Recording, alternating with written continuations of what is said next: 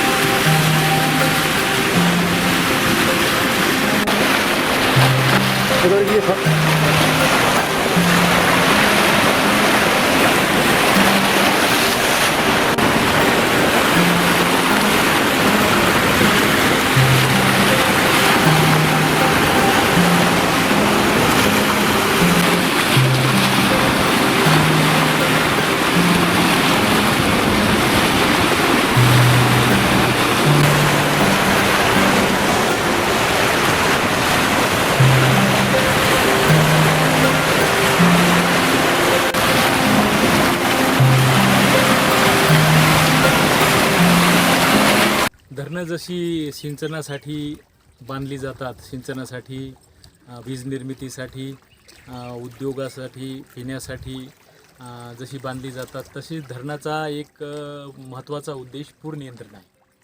तर त्या अनुषंगानं की धरण जेव्हा पूर्ण भरतं आणि त्याचं पूर नियंत्रणाची वेळ येते, पाणी सोडायची वेळ येते, हे एक धरणाच्या साईडच्या यशस्वीतेचं लक्षण समजलं जातं। म्हणजे धरण निर्मितीसाठी ज्यांनी अहोरात्र कष्ट घेतले ते सर्व तत्कालीन लोकप्रतिनिधी, तत्कालीन प्रशासनातील उच्चपदस्थ अभियंते, या सर्वांच्या त्या संकल्पनेचे मूर्त स्वरूप आल्यानंतर धरण हे धरणातून विसर्ग करणे पुराचा, म्हणजे एक त्या दृष्टीने पाहिलं तर नियंत्रित विसर्ग करणे की जेणेकरून खाली काही डॅमेज होणार नाही, असा विसर्ग करणे म्हणजे अत्यंत धरणाच्या यशस्वीतेचं ते लक्षण आहे। आणि त्याची वेळ आज परत या 2020मध्ये जायकवाडी धरणामध्ये सलग दुसऱ्या वर्षी आलेली आहे। गेल्या वर्षीसुद्धा धरणामध्ये सलग 46 दिवस नियंत्रित विसर्ग करून सर्वांनी पूर नियंत्रण यशस्वीपणे केलं।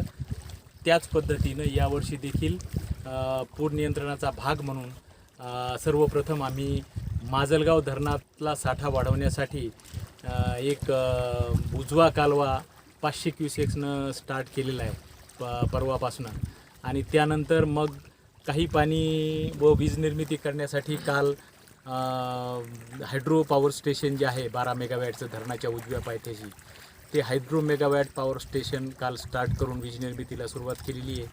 त्याचप्रमाणे कालच दावा कालवा देखील शेतकऱ्यांच्या मागणीमुळे स्टार्ट करण्यात आलेला आहे आणि त्याच अनुषंगानं आज धरणाचा साठा हा जवळपास 97.74% 97.74% वर गेलेला आहे जिवंत पाणी साठा। आणि जे की धरणामध्ये आज रोजी साठवण्यात अपेक्षित असलेल्या साठ्यापेक्षा थोडासा वरती गेलेला आहे. आणि म्हणून आम्ही सर्वांनी की पूर नियंत्रणाची गरज ओळखून सर्व महामंडळाचे कार्यकारी संचालक, महामंडळाचे मुख्य अभियंता यांनी सर्वांनी या बाबतीत नियंत्रित पूर विसर्ग करण्याचा आज निर्णय घेतला. माननीय जिल्हाधिकारी साहेबांनी त्या बाबतीत 2 दिवसापूर्वी बैठक घेतली. तर त्या अनुषंगानं मग आज पूर नियंत्रणाची एक स्टेप म्हणून आज पहिल्यांदा यावर्षी दरवाजे उघडून गोदावरी नदीपात्रामध्ये विसर्ग आज दुपारी 12:31 करण्यात आला. आणि त्यासाठी धरणाची सुरुवातीची जी 2 दरवाजे दरवाजे क्रमांक 10 आणि दरवाजे क्रमांक 27 ही प्रत्येकी अर्धा फुटाने उघडून दोन्ही मिळून 1048 क्युसेक्स असा विसर्ग नदीपात्रामध्ये दरवाजाच्या थ्रू करण्यात आलेला आहे. आणि त्यामुळे काही प्रमाणात आम्ही धरणातील येणारा पूर काही प्रमाणात नियंत्रणात आणण्यासाठी सुरुवात केलेली आहे. परंतु या अनुषंगानं मला असं सांगायचं आहे की यावर्षी थोडीशी वेगळी परिस्थिती आहे. मराठवाड्यामध्ये चांगला पाऊस झाल्यामुळे मराठवाड्याच्या जवळपास बहुतांशी धरणे, मुख्य प्रकल्प जे आहेत, मध्यम प्रकल्प आहेत, ती मुख्यतः धरणे मेजर जे डॅम्स आहेत हे भरलेली आहेत. आणि त्यामुळं धरणातून जो विसर्ग आपल्याला इतर ठिकाणी डायव्हर्ट करायचा त्यावर थोडीशी मर्यादा यावर्षी येणार आहे. आणि मग जो काही मॅक्झिमम विसर्ग वरच्या भागात जर अचानक जर फ्लॅश फ्लड झाला तर जो अचानक जो पूर येणार आहे तो सर्व पूर हा धरणाच्या दरवाजांमधनं नदीपात्रात सोडावा लागणार आहे. प्रशासन आणि आमचे सर्व धरणाचे जे ऑफिसर्स आहेत ते सगळे ऑफिसर्स या बाबतीत, आणि आमची जी टीम आहे पूर्ण, ती मेकॅनिक आहेत, इलेक्ट्रिशियन आहेत, अभियंते आहेत, हे सर्व पूर नियंत्रणाला सज्ज झालेले आहेत. आणि त्या अनुषंगानं जर वरती आम्ही म्हणजे त्या अनुषंगानं तर आम्ही 1,00,000 क्युसेक्समध्ये धरण कंट्रोल करण्याचे प्रयत्न मॅक्झिमम करणार आहेत.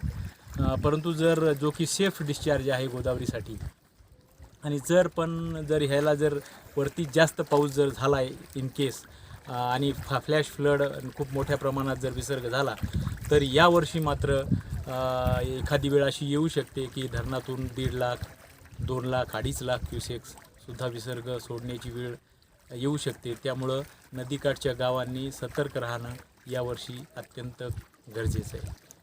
थँक्यू.